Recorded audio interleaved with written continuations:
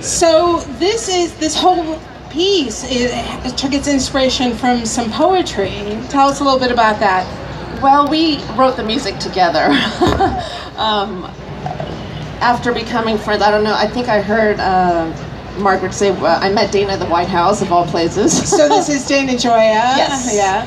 And he gave me some books of his poetry. I gave him some of my CDs, and I had to confess to him, I said, I don't really read that much poetry because I don't feel comfortable. I never feel sure of meaning. And Dana said, don't worry so much about that.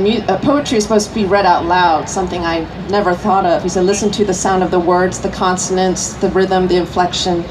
And so I started doing that, and when I imagined a line of poetry to a melody, sometimes the poem would come alive with meaning. So I said, why not try and set poems to music? And then, I told Dana about this. He was very encouraging. He said, you know what, we need to write some songs together. So when I was very fortunate to get this Chamber of Music America grant, I said, let's do it.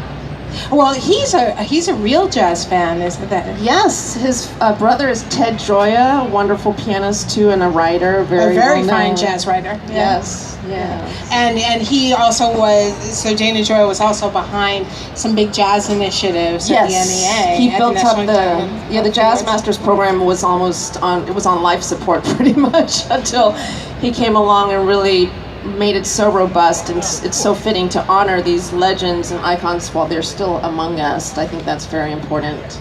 Well, it's amazing because in the classical music tradition, the idea of setting texts to a song cycle or opera is so common currency, and in jazz, it's not so much. I mean, there are examples of it.